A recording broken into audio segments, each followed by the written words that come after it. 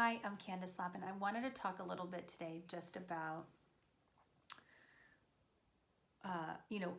in spiritual living, there's a lot of talk and a lot of sort of mistaken information about, you know, thinking negatively.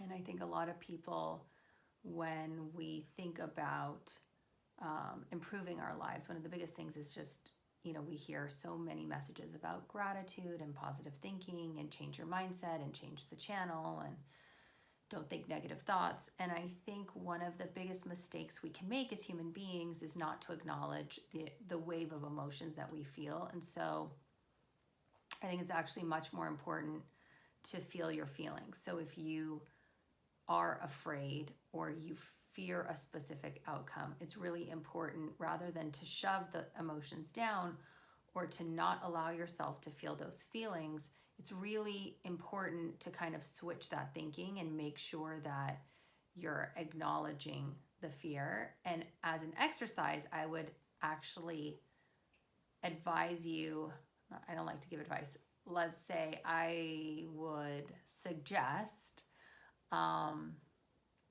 one of the things I really do is I have a little sheet actually, which I can show you guys. It's a worksheet I made up for myself. And I talk about the fear. I talk about the cause, what it affects, what my mistakes were, and what kind of,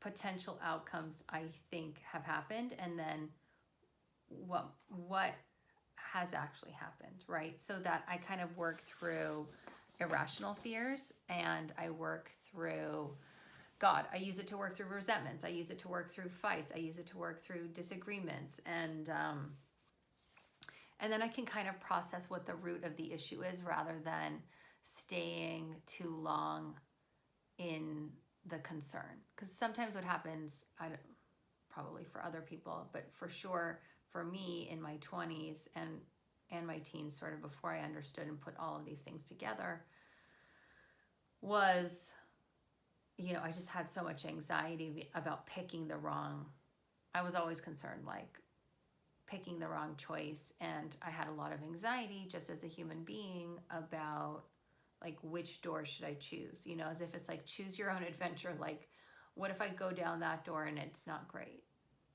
I was so aware and I wanted to pick well. And so it's been kind of a process of, learning to just pick a lane, stick with it, and be okay with the results. But the other part of it is also working through the anxiety of,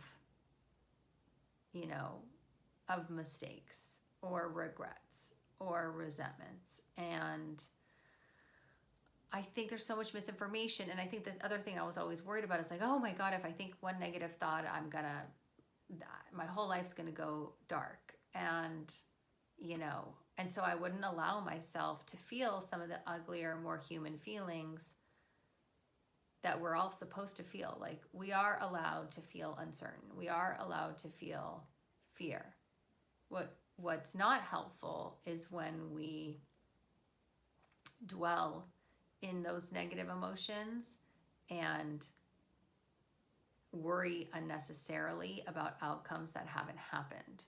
I think there is such a good thing as, good worry, which I would consider to be problem solving, and then something like bad worry, which I think is just, perseverating because it's sort of like habituated. So anyways, that's my long-winded way of saying I really feel it's so important for us to get back into allowing ourselves, even in this new age of self-help and recovery, and we need to allow ourselves to feel resentments. We need to allow ourselves to feel anger. Because we can process through and then kind of go up the levels of, we can get back to happy, right? But we can't get back to happy when we're sitting on a mountain of resentments. But I'll get to that in another video. I feel like there's so much to say. Anyways, that's it.